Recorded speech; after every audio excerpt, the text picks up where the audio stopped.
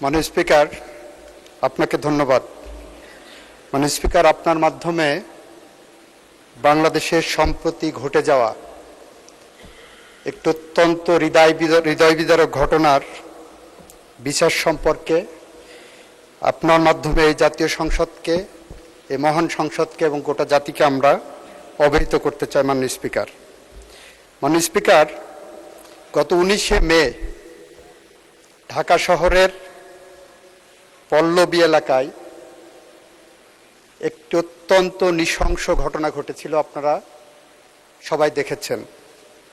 সে নৃশংস ঘটনায় 8 বছরের শিশু রামিসা ধর্ষণ এবং হত্যাকাণ্ডের শিকার হয়। এই ঘটনার 7 ঘন্টার মধ্যে আমাদের পুলিশ বাহিনী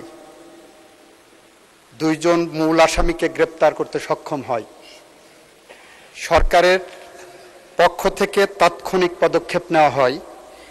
মাননীয় প্রধানমন্ত্রী নিজে, মাননীয় স্বরাষ্ট্রমন্ত্রী সহ, এবং সেখানে সেই টিমে আমিও ছিলাম, আমরা ভিকটিমের পরিবারের সাথে দেখা করি। ওই দিন ভিকটিমের বাবার একটি আহাজারি ছিল যে উনি বিচার চান না, কারণ এদেশে এই ধরনের ঘটনার বিচার হবে না।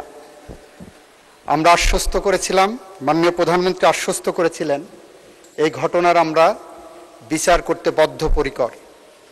মাননীয় স্পিকার, আপনার মাধ্যমে এই মহান সংসদকে জানাতে চাই, আমাদের পুলিশ বাহিনী 5 দিনের মাথায় সুষ্ঠু তদন্ত করে এই ঘটনার পুলিশ প্রতিবেদন দাখিল করেছিলেন 24 তারিখ ঈদের আগে দুপুর 12টার সময়। 24 তারিখ দুপুর 4টের মধ্যে সেই চার্জশিট আমরা সিএমএম কোর্ট থেকে সংশ্লিষ্ট ট্রাইব্যুনালে নিয়ে যাই। মাননীয় স্পিকার, মাননীয় স্পিকার, আমাদের সামনে একটা শঙ্কা ছিল, সেটা হলো বাংলাদেশের সমস্ত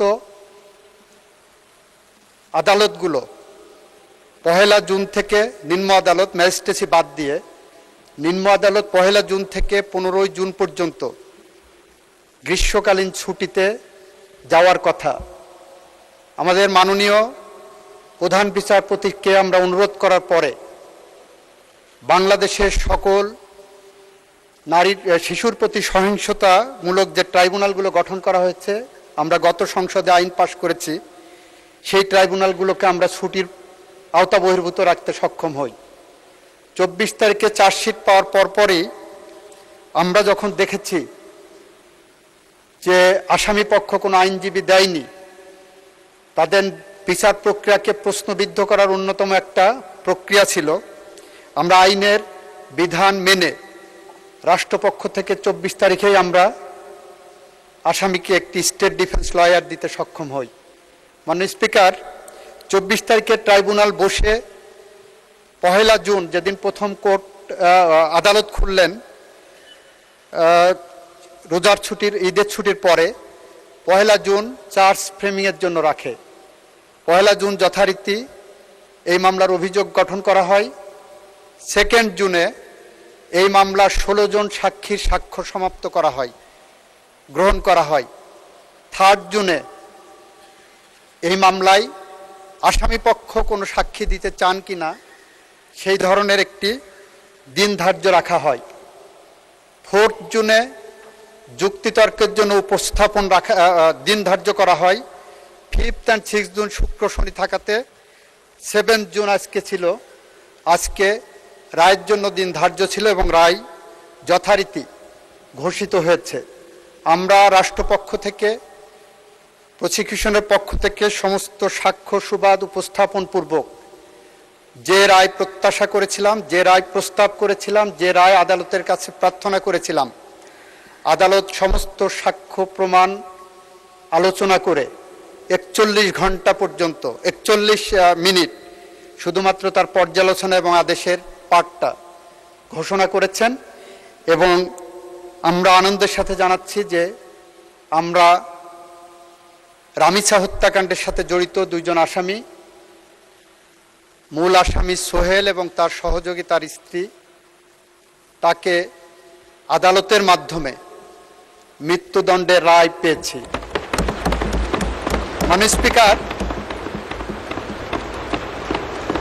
মাও সুতুংয়ের একটি ঐতিহাসিক উক্তি আছে, কোনো কোনো মৃত্যু থাই পাহাড়ের মতো ভারী, কোনো কোনো মৃত্যু পাখির পালকের মতো হালকা। মানে স্পিকার, রামিসা হত্যাকাণ্ড আমাদের জীবনে থাই পাহাড়ের মতো ভারী হয়ে আছে। আর যদি এই ফাঁসির আসামিদেরকে আমরা ফাঁসি কার্যকরের মধ্য দিয়ে তাদের মৃত্যু ঘটাতে পারি, তাহলে সেটা আমাদের জাতির কাছে পাখির পালকের মতো হালকা হিসেবে আসবে বলে আমরা বিশ্বাস রাখি। মানে স্পিকার, এটুকু ছিল আমাদের পক্ষ থেকে এই মহান জাতীয় সংসদ এবং জাতির কাছে আমাদের দেওয়া প্রতিশ্রুতি। সেদিন আমরা বলেছিলাম, আমাদেরকে যখন সাংবাদিকরা প্রশ্ন করেছিলেন রামিসার বাবা বিচার চান না, এ বিষয়ে আমাদের বক্তব্য কী, আমরা বলেছিলাম এর একমাত্র জবাব হবে তাকে সেই আস্থার জায়গা ফিরিয়ে দেওয়া। আজকে রামিসার বাবা বলেছেন এই বিচারে উনি সন্তুষ্ট, আমরা তার আস্থার জায়গা ফিরিয়ে দিতে পেরেছি। মানে স্পিকার, আপনাকে ধন্যবাদ। ধন্যবাদ মাননীয় মন্ত্রী। মাননীয় সদস্যবৃন্দ, মাননীয় আইনমন্ত্রী, 300 বিধি হলো শর্ট স্ক্রিপ্ট। রামিসার বাবা কি বলল, আপনি আপনার বক্তব্য বলবেন, দ্যাটস অল। এত 300 বিধির বিবৃতি should be short and the final one. আর এখনো তো আরো অনেক বিচার বাকি আছে, আপনি আরো অ্যাড করতে চান? প্লিজ। রামিসা সহ সম্প্রতি যে সমস্ত ঘটনা ঘটেছে, আমাদের সরকারের পক্ষ থেকে বিশেষ তদারকির মাধ্যমে আমরা তদন্ত এবং বিচার প্রক্রিয়া দ্রুত সম্পন্ন করার জন্য যা যা পদক্ষেপ নেওয়া দরকার আমরা নিয়েছি এবং সেই গতিতে আগাচ্ছে। আপনাকে ধন্যবাদ মাননীয় স্পিকার।